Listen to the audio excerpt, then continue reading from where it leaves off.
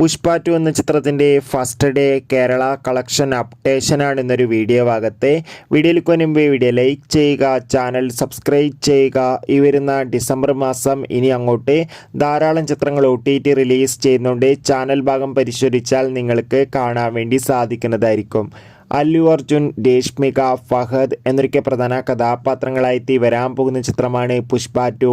എല്ലാ സിനിമാ പ്രേമികളും ഒരേപോലെയാണ് ചിത്രത്തിൻ്റെ ഓരോ അപ്ഡേഷനും അറിയാൻ വേണ്ടി കാത്തിരിക്കുന്നത്. ചിത്രം ഡിസംബർ 5-ാം തീയതി, അതായത് നാളെ തിയേറ്ററുകളിൽ എത്തുമെന്ന് ഒഫീഷ്യലായി കൺഫേം ആക്കിയിട്ടുണ്ട്. അതോടുകൂടി ചിത്രത്തിൻ്റെ ഏറ്റവും പ്രധാനപ്പെട്ട അപ്ഡേഷൻ പുറത്തുവന്നിരിക്കുകയാണ്.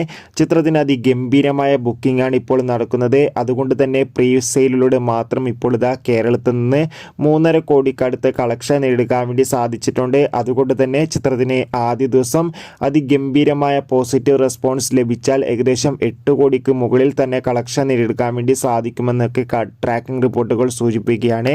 കാത്തിരിക്കാം.